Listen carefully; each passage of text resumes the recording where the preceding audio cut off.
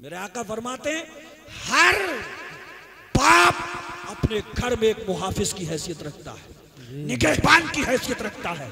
7 साल का बच्चा हो तो बोलो नमाज पढ़, और 10 साल का होने पे ना पढ़े तो मार मार के नमाज पढ़वाए। तुम्हारे बच्चे के यार एक थप्पड़ मार दे तो बखेड़ा खड़ा कर दोगे। तो मौलवी साहब तकरीरें किया कीजिए आप, लेकिन खुदा के लिए कभी बच्चे पे हाथ मत उठाना। अल्लाह सच है हज़रत। औलाद से प्यार करिए, इसलिए कि नबी की सुन्नत। खुतबा छोड़ करके उठाना ये मोहब्बत, कांधे पे बिठा करके जुल्फे पकड़ाना ये मोहब्बत, जिद कर जाए तो हिरनी का बच्चा मंगा करके देना ये मोहब्बत। लेकिन सदके की खजूरों की तरफ जब हुसैन बढ़ करके एक खजूर उठा करके खाना चाहे तो मुस्तफा फरमाए कख कख, ये मेरे नवासे दूर कर, ये गंदगी है, ये ज़कात है, ये सैयदों पे हराम है। मैंने पूछा या रसूल अल्लाह, आपने उसको कांधे पे बिठा करके जुल्फे पकड़ा दी, आपने अपने नवासे को हिरनी का बच्चा मंगा दिया, आपने खुतबा छोड़ कर जुमे में उसे उठा लिया, या रसूल अल्लाह एक खजूर ही तो खाने देते। जवाब मिलता है वो मैंने कांधे पे उठाया था वो मोहब्बत है, हिरनी का बच्चा मंगा के दिया वो मोहब्बत है, वो मैंने खुतबा छोड़ करके उठाया वो मोहब्बत है, लेकिन सदके की खजूर को नहीं खाने दिया ये मेरी तरबियत है। मोहब्बत भी जानदार होना चाहिए और अपने बच्चे की तरबियत भी शानदार होना चाहिए। वाह वाह वाह, जिंदाबाद जिंदाबाद, बहुत खूब हज़रत, माशाल्लाह, वाह वाह, सुभान अल्लाह सुभान अल्लाह।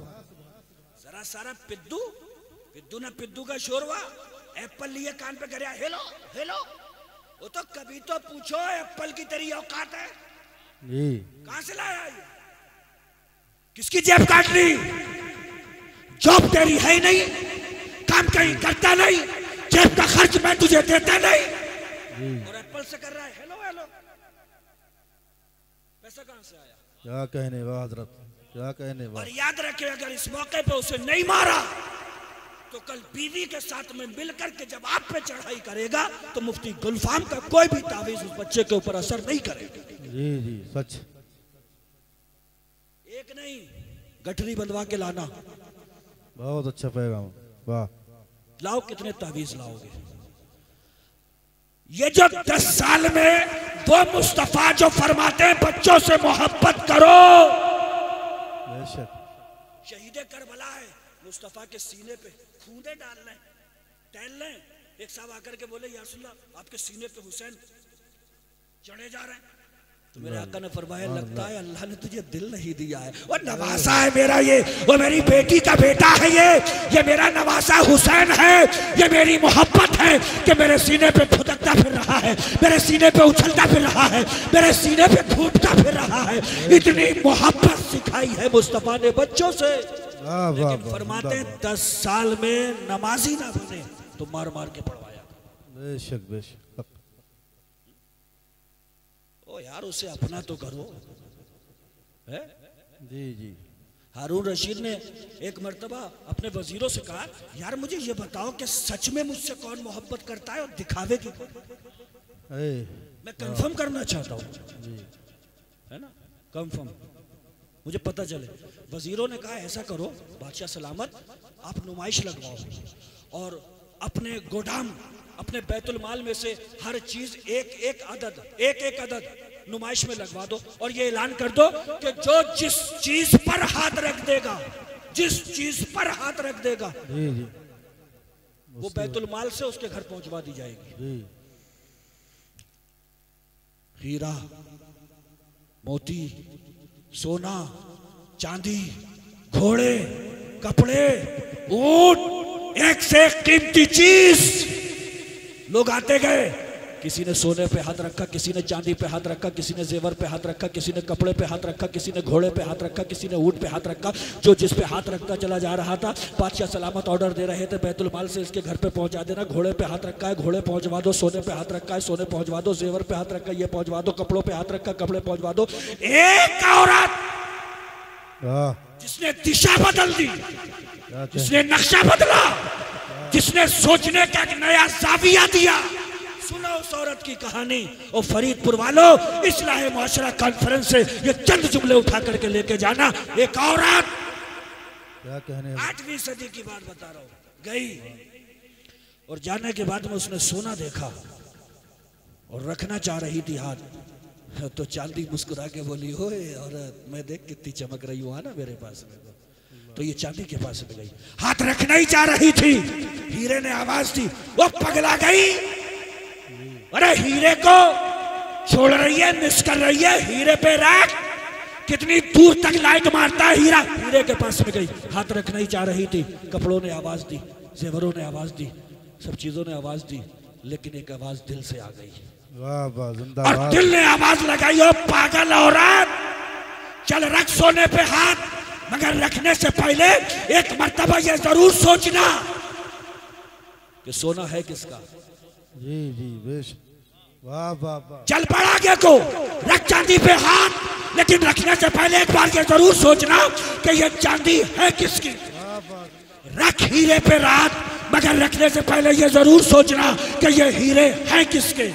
रख घोड़ों पे हाथ, मगर रखने से पहले जरूर सोचना कि ये घोड़े हैं किसके।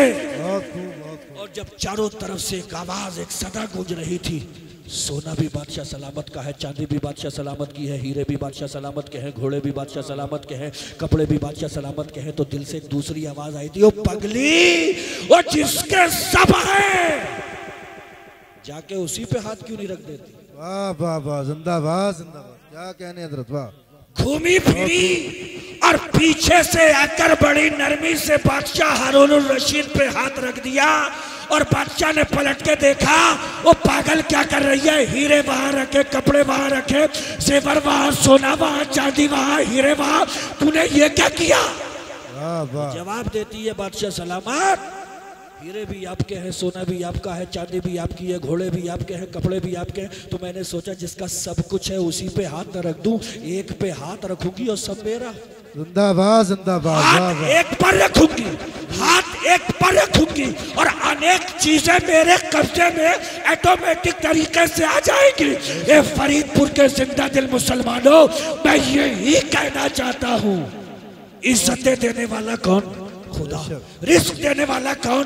खुदा। बुलंदी देने वाला कौन? खुदा। ये कुर्सियां देने वाला कौन? खुदा। ये सब्जियां देने वाला कौन? खुदा। ये सोने के लिए रात देने वाला कौन? खुदा। ये दिन में रोजी कमाने के लिए दिन देने वाला कौन? खुदा। ये पानी बरसाने वाला ताकि सब्जियां उग सके देने वाला कौन? खुदा। तो याद रखो, उस एक के हो जाइए, फिर सारी कायनात इंशाअल्लाह तुम्हारे कदमों में। नारे तकबीर, नारे रिसालत, नारे हैदरी, इस्लाहे मुआशरा कॉन्फ्रेंस, उलमाए औलिया किराम, नारे तकबीर, फैजान औलिया किराम, मुफ्ती शारिक रजा साहब क़िबला जिंदाबाद। उसके कैसे होंगे? उसने अपना करने के लिए कुछ नियम, कुछ उसूल बना दिए। बहुत खूब हजरत। आओ मेरे दरबार में आओ, मुझे पुकारो, मैंने जिन चीजों से रोका है हट जाओ। कुरान में फरमाता है, किसी के पीछे ये सोचकर मत लगा रहा करो कि देखें ये क्या करता है, कुरान ने साफ मना किया।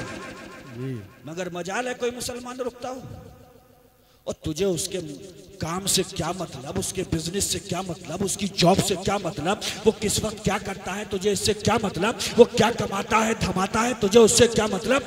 जब कुरान ने कह दिया कि किसी की जासूसी नहीं करना है, तो कोई कहीं भी जाता है, जब तू जाएगा तो बदगुमानी का शिकार होगा। इसलिए बेहतर यह है कि कदम रोक और हर बंदे मोमिन के बारे में अच्छा गुमान रखना शुरू कर। बेशक बेशक, सुभान अल्लाह, सुभान। बहुत खूब। अच्छा गुमान। और लोगों, नमाज पढ़ने में भी जिस्म थकता है, रुकू होता है, सजदा होता है, पहले वजू बनाना पड़ता है, फिर खड़ा होना पड़ता है, फिर नीचे जाना पड़ता है, जिस्म थकता है कि नहीं थकता? रोजे में भी जिस्म मशक्कतें बर्दाश्त करता है, पानी सामने पी नहीं सकते, खाना सामने पी नहीं सकते, शिद्दत, भूख की शिद्दत, प्यास की शिद्दत, जवाब दे रहा है कला, लेकिन पी नहीं सकते। जिस्म पे कितनी मशक्कतें रोजे में बर्दाश्त कर रहे हैं, जिस्म थकता है। ओ फरीदपुर वालों, अच्छा गुमान एक ऐसी इबादत है कि न जिस्म थके न पैसा खर्च हो और बदले में ढेरों सवाब मिल जाता है। नेकियों के मालिक हो जाते हो, कितना सवाब कमा लेते हो। दो बंदे खड़े होकर कहीं बात करते हो तो ये क्यों सोच रहे हो कि मेरे बारे में कर रहे हैं? ये सोच लिया करो कि अपनी बातें हो रही होंगी, कारोबार की हो रही होगी, बिजनेस की हो रही होगी। न दौलत खर्च हुई, न जिस्म थका, अच्छा गुमान किया और खामा में न कोई जिस्म थक रहा है न पैसा खर्च हो रहा है और ढेरों नेकियां अल्लाह ताला इस नियत पे हमें अता फरमा रहा है। सुभान अल्लाह, सुभान अल्लाह, बहुत खूब। ढेरों नेकियां। जलो मत किसी से,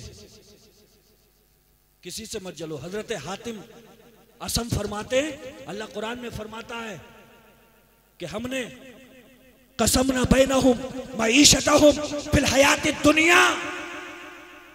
अल्लाह फरमाता है कि जितना बरतने का सामान हमने लोगों को दुनिया में दिया है वो किसी और ने नहीं बांटा है। अल्लाह फरमाता है मैंने बांटा है। सुभान अल्लाह, सुभान। किसी को बहुत दिया है, किसी को कम दिया है, किसी को मीडियम दिया है, किसी को बेइंतहा दिया है। इसलिए कि खुद फरमाता है इन्नल्लाह यर्ज़ुक़ु मन यशाअ बिग़ैरि हिसाब। जिसे अल्लाह देने पे आए तो बेहिसाब भी दे देता है। बेशक, सुभान अल्लाह, सुभान। कितना देता है, किसी को कितना देता है। तो हजरत हातिम असम क्या फरमाते हैं, मैंने कुरान हकीम की इस आयत पे जब गौर किया, व कसम न बैनहुम मईशतहुम फिल हयात दुनिया, कि दुनिया में बरतने के सामान जो लोगों में बांटे हैं, अल्लाह फरमाता है वो मैंने बांटे हैं। तो फरमाते हैं फिर मैंने लोगों से जलना छोड़ दिया। किसके बंटवारे पर विवाद करूं, किसके बंटवारे पर ऑब्जेक्शन उठाऊं, किसके बंटवारे पर उंगली उठाऊं। इसलिए कि ये सारी चीजें आपस में बांटने वाला, लोगों को देने वाला, ये सबके बीच में तकसीम करने वाला कौन? अल्लाह जल्ला जलालहू। हजरत हातिम आसम फरमाते हैं मैंने कुरान की जब ये आयत पढ़ी ना तो मेरे दिल से ये चीज ही निकल गई कि किसी से जला जाए, किसी से भूख रखा जाए, किसी से गुलां रखी जाए, किसी से दिल में नफरत रखी जाए। मुझे इतना मिला, उसे इतना मिला। फरमाते हैं जब देने वाला, बांटने वाला, बंटवारा करने वाला अल्लाह की जात है, जलने का अधिकार हम जैसे तुच्छुओं को कैसे हो? क्या कहने। वाह वाह। हातिम असम फरमाते हैं मैंने दुनिया में जब गौर किया ना तो किसी को देखा कि दौलत की बुनियाद पर कोई किसी का सलाम का जवाब तक देने को तैयार नहीं। मैंने देखा कि इल्म की चंद डिग्रियों के नशे में किसी को भाव देने को तैयार नहीं। मैंने देखा कि चंद औलाद के तकब्बुर में किसी से दबने को तैयार नहीं। तो मैंने कुरान की एक आयत पे गौर करी कि कुरान कहता है इन्ना अक्रमकुम इंदल्लाहि अतकाकुम, कि तुम में अल्लाह के यहाँ सबसे ज्यादा इज्जत वाला वो है जो दुनिया में रहकर सबसे ज्यादा अल्लाह से डरता है। डिग्रियां नहीं, औलाद नहीं, मर्तबा नहीं, बल्कि हातिम असम कहते हैं अल्लाह ने कुरान में साफ किया है कि जो सबसे ज्यादा अल्लाह से दुनिया में रह करके डरेगा अल्लाह सबसे ज्यादा इज्जत उसी को अता फरमाए। सुभान अल्लाह, सुभान अल्लाह। फरमाते हैं मैं ला रहा हूं, मुझे ख्याल है मुफ्ती साहब क़िबला तशरीफ फरमा है ना, मैं वो चीज़ नहीं करूंगा कि शेरवानी का बटन मुंह में डाल करके और 2.5-3 घंटे बोलता रहूं और फिर कह दूं कि मैं तो सोच रहा था कि गोली थी गला साफ करने वाली, मगर शेरवानी के बटन के नशे में ही बोलता चला गया। मुझे ख्याल है मुफ्ती साहब तशरीफ फरमा है। फरमाते मैंने जब दुनिया में गौर किया तो देखा कि कोई किसी का दुश्मन, कोई किसी का दुश्मन, कोई किसी का दुश्मन, जायदाद की दुश्मनी, पैसे की दुश्मनी, लेन देन की दुश्मनी। फरमाते मैंने कुरान उठाया और अल्लाह से पूछा अल्लाह मेरा दुश्मन कौन है? तो अल्लाह ने कुरान में फरमाया इन्ना शैतान लकुम अदुव फत्तखिजुहु अदुव्वा, तुम्हारा दुश्मन शैतान, अगर तुम्हें दुश्मनी ही करना है, जमकर किसी से दुश्मनी करना है तो शैतान से दुश्मनी करो। बेशक बेशक। कई रूपों में आता है ये, कई रूपों में, बहुत खूब, कई रूपों में। एक हदीस शरीफ में आका फरमाते हैं कि इंसान को बर्बाद करने के लिए उंगलियों का उठना ही काफी है। साहबा ने पूछा या रसूल अल्लाह कैसे?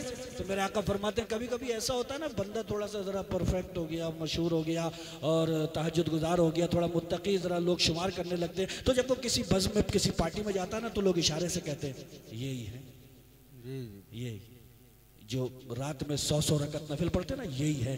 आका फरमाते हैं ये उंगली के इशारे भी इंसान को बर्बाद कर देते हैं। क्यों? इसलिए कि नफ्स मोटा इतना हो जाता है, सुनने का आदी इतना हो जाता है कि अगर अब किसी पार्टी में ये उंगली के इशारे ना हो, दिल दुखता है, दिल दुखता है, परेशान होता है। वो लोगों ने मुझे पहचाना नहीं, अल्लाह अल्लाह आज इशारे नहीं हो रहे, और तेरी सारी नेकियों का जनाजा निकालने के लिए तुझे ये उंगलियों के इशारों की जो भूख है ना यही काफी। जी जी क्या कहने यही हाल है। हजरत अबू यजीद बस्तामी को नाम सुना?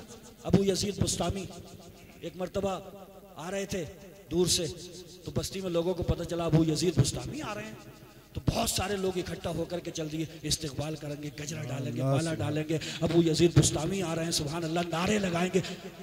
अबू यजीद बस्तामी ने जब इस भीड़ को आते हुए देखा तो कहने लगे ओ यार ये तो मुझे बर्बाद कर देंगे, मेरे नारे, मेरे गजरे, मेरे हार ये तबाह करके छोड़ेंगे मुझे। रमजान का महीना चल रहा था। कौन सा महीना? रमजान का। जब देखा कि भीड़ पास में आ गई तो जमीन पे बैठे, थैला खोला, रोटी निकाली, खाना शुरू कर दी। वाह वाह सुभान अल्लाह सुभान अल्लाह। वो भीड़ जो इस्तिकबालिया पेश करने आई थी, वो भीड़ जो अकीदत और मोहब्बत के गोहर लुटाने के लिए आई थी, वो भीड़ जो कचरे और मालाएं डालने के लिए आई थी, ऑन द स्पॉट रमजान के महीने में जब अबू यजीद बुस्तामी को रोटी खाते देखा, मिजाज बिगड़ गया। ओ यार इसके नारे लगाए हम, इसके कचरे डाले, इसके मालाएं डाले, रमजान के महीने में खुल्ला बैठ करके रोटी खा रहा है। पब्लिक वापस, अबू यजीद बुस्तामी दिल ही दिल में खुश, या अल्लाह तूने बचा लिया मुझे हलाक होने से, बचा लिया मुझे बर्बाद होने से। बड़ा मोटा होता जाता था मेरा ये नफ्स, ये जब देखता था मैं इतनी भीड़ मेरे इस्तिकबाल के लिए, जब चली गई तो एक मिजाज शनास जो अबू यजीद बुस्तामी को बड़ी करीब से जानता था, पास में आकर के बोला ये क्या कर डाला आपने? तो फरमाया मैंने कुछ भी बुरा नहीं किया है, तुझे पता नहीं मैं दूर दराज से आ रहा हूँ और मैं मुसाफिर हूँ, और मुसाफिर के लिए रोजा माफ है। जी जी वाह वाह वाह। मुसाफिर के लिए रोजा माफ। जिंदाबाद जिंदाबाद। मैं खा सकता हूँ, मैंने शरीयत के खिलाफ कोई कदम नहीं किया, नहीं उठाया, मैंने शरीयत के मुताबिक यहाँ बैठकर ये रोटी खाना जब शुरू की तो अल्लाह ने ये भीड़ जो हलाकत की शक्ल में मेरे करीब बढ़ रही थी, इस हलाकत से अल्लाह ताला ने मेरी हिफाजत फरमाई। बेशक बेशक सुभान अल्लाह सुभान, बहुत खूब हज़रत माशा। समझ रहे हैं आप? अल्लाह माफ करे और हमें भी सोचने समझने की सलाहियत बख्शे। आमीन। हम भी थोड़े बहुत ले दे करके टूटे फूटे इसी रास्तों के मुसाफिर हैं। ये डगर भी बड़ी सख्त है, बहुत सख्त है, और यकीन मानिए सबसे ज्यादा खतरनाक जगह ये इसी जगह है, ये जगह है। मौलाए कायनात रज़ी अल्लाह ताला अन्हो किसी भी ऐसे खतीब की तकरीर नहीं सुना करते थे जो अपनी तकरीर में ये नियत लेकर के बैठता था कि लोग कहें वाह भाई वाह, उसे उठा। आज लोग कहते हैं कि मुकर्रिर हजरात नजराना मांग रहे हैं, ये मांग रहे हैं, वो मांग रहे हैं। एक बड़ी अछूती बात बताऊं, गौसे आजम भी अपनी तकरीर का नजराना मांगते थे। बोलिए सुभान अल्लाह सुभान अल्लाह। क्या कहते हो गया कि गौसे आजम मांगते तो मोटा ही मांगते होंगे, लेकिन गौसे आजम का नजराना सुनो। गौसे आजम जब तकरीर करके फारिग होते थे और लोग कहते थे वाह अल्लाह अकबर, ईमान को जिला मिल गई, ईमान ताजा हो गया, सारी तारीकियां छट गई, उजाले बिखर गए। तो जब लोग वाह वाह करते थे तो गौसे आजम रज़ी अल्लाह ताला अन्हु फरमाते थे मेरी तकरीर का नजराना पेश करो जरा जल्दी से, फीस तो मेरी तकरीर की। तो लोग कहते थे हुजूर आपकी तकरीर की फीस तो गौसे आजम फरमाते थे मेरी तकरीर की फीस ये नहीं है कि मेरी तकरीर सुनकर तुम वाह वाह करो, वाह वाह करो। मेरी तकरीर की फीस ये है कि मैं जो कह रहा हूं उस पे अमल करके दिखाओ, यही अब्दुल कादिर की तकरीर की फीस हो जाए। बेशक बेशक, जिंदाबाद जिंदाबाद। एक जुमला आगे और इरशाद फरमाते थे मेरी तकरीर का मकसद कसरे शैतानी को मिसमार करके कसरे रहमानी की तामीर करना है, यानी शैतान के महल को ढाकर अल्लाह के महल को खड़ा करना मेरी तकरीर का मकसद। जिंदाबाद जिंदाबाद, सुभान अल्लाह, सुभान, बहुत खूब, माशाअल्लाह, बहुत अच्छा पैगाम। तो इस्लाह मुआशरा में आप आए हो, बदलने की कोशिश करना। Something is better than nothing. बहुत कुछ नहीं हो पा रहा है तो कुछ करने से स्टार्टिंग कीजिए, इंशाल्लाह बहुत कुछ हो जाएगा इंशाल्लाह। मैं एक तकरीरों में मिसाल देता हूँ, वो बंदा जो कभी मस्जिद के करीब ना फटका हो, वो कहता है मौलाना साहब मैं आऊँ कैसे नमाज की तरफ, मैं तो बहुत दूर निकल गया हूँ। मैं उसके लिए एक मिसाल देता हूँ, एक लॉन्ग रूट हो, लंबा रूट, और दोनों साइड में पेड़ खड़े हुए हो, तो आप जब दूर निगाह डालोगे तो ऐसा लगता है कि दोनों साइड के पेड़ों ने रास्ते को बंद कर दिया। सच लगता है। अब यहीं पे खड़े खड़े ये बंदा सोचे और मुझे जाना ही नहीं है, वो तो जाता क्यों नहीं, और रास्ता बंद है, गैप ही नहीं है, खुला हुआ ही नहीं है, पेड़ों ने रास्ते को बंद कर दिया, गाड़ी मेरी निकलेगी कैसे? जा पाएगा मंजिल पे? पा जाएगा अपने टारगेट को? नहीं। हासिल कर लेगा अपने मकसद को? नहीं। क्यों? इसलिए कि यहीं पे खड़े खड़े ये प्लानिंग कर रहा है, पेड़ों ने रास्ते को बंद कर दिया है, रास्ता बंद हो गया है, गाड़ी कैसे निकलेगी? मगर ये आंखों का धोखा है, ये फुतूर है, आंखों का धोखा है, गलत फहमी है ये। तू बढ़ना शुरू करेगा, पेड़ हटना शुरू करेंगे, रास्ता बंद ही होगा, खुला हुआ मिलेगा। जो कहते हैं हजरत बहुत दूर निकल चुके हैं, आवे कैसे मस्जिद की तरफ, तो उनको मशवरा दीजिए फजर पढ़ना शुरू करो, अल्लाह जोहर की तौफीक बख्शेगा, जोहर पढ़ना शुरू करो, अल्लाह असर की तौफीक बख्शेगा, असर की मोहब्बत दिल में बिठा लो, वो मगरिब की मोहब्बत तुम्हारे दिलों में डाल देगा। तुम 4 टाइम की पढ़ना शुरू करो, जब तक रात को ईशा की पढ़ नहीं लोगे तब तक नींद चैन की नहीं आ सकती, बेकरारी रहेगी तुम्हारे दिल में, बेचैनी रहेगी तुम्हारे दिल में। तुम तो कह रहे थे कि नमाजों की तरफ जाए कैसे, और आज ये हाल है कि तुमने नमाजों से मोहब्बत करना शुरू की, अब नमाजों को तुमसे ऐसी मोहब्बत हो गई है कि जब तक तुम अदा ना कर लो ये नमाजें तुम्हारे पीछा ही नहीं छोड़ती। बेशक बेशक, हक है हजरत, बेशक, जिंदाबाद जिंदाबाद। बहुत ज्यादा दूर नहीं गए हो अभी, बस थोड़ा सा ये गम कर लो कि जो लुटा है उसके लुटने का गम है हमें। हमने गम को भी नहीं निकाला है अभी, गम है हमारे सीने में, तो इंशाल्लाह मेहनत वसूल हो जाएगी इंशाल्लाह ताला। इंशाल्लाह रोजी कमाओ, धन दौलत बुरी चीज नहीं है, खूब कमाओ, लेकिन धन दौलत कमाने के लिए अल्लाह अगर जिंदा ज़मीर अता करे तो कभी ज़मीर का सौदा मत करना। हुसूले रिस्क की खातिर ज़मीर मत बेचो, वो पत्थरों में भी कीड़ों को पाल देता है, बड़ी शान का मालिक है। वो पत्थरों में जब कीड़ों को रोजी पहुंचा रहा है तो यार तेरी रोजी नहीं पहुंचेगी। मौलाए कायनात मौला अली से एक बंदा कहने लगा, अगर किसी बंदे को एक घर में बंद कर दिया जाए तो उसकी रोजी कहां से पहुंचेगी? मौलाए कायनात ने फरमाया, जहां से उसकी मौत पहुंचेगी वहीं से उसकी रोजी पहुंचेगी। जिंदाबाद जिंदाबाद, सुभान अल्लाह सुभान अल्लाह, क्या बात है, वाह वाह, रोजी भी वहीं से पहुंच जाएगी। जी जी। मौलवियों को चिढ़ाते हो, ओ यार चैन से बैठो, तुम्हारी माने तो सब डैमेज होके रह जाएगा। तुम्हें पता है मैं ट्राली का वजन कितनी करा के और कितना लोहा तुलवा के और कितना मार दे रहा हूं एक खेत में, मौलवी साहब तुम जानो मेरे फंदों को, और तुम्हारी सुनूं तो मेरे बच्चों का पेट कैसे पले। माज़अल्लाह है सत्तार माज़अल्लाह। ये जब रविश हो चुकी हो, जब ये जहन बन चुका हो, तो कुलूब व अज़हान तो बिक चुके हैं, हमारे ज़मीरों का सौदा हो चुका है। और याद रखना, सबसे पहला हमला यहूदियों का आपके ऊपर यही है कि तालीम मुस्तफ़ा की जो रोशनी इनके सीनों में जगमगा रही है, उसका चिराग गुल कर दो। फिर जिस रास्ते का मुसाफिर चाहो इन्हें बना देना। ये भटकने के लिए 24 घंटे तैयार रहे। जी बिल्कुल सच बात। उजाले अपनी यादों के हमारे साथ रहने दो, न जाने किस गली में जिंदगी की शाम हो जाए। वाह वाह। बगावत मत करो, बगावत मत करो।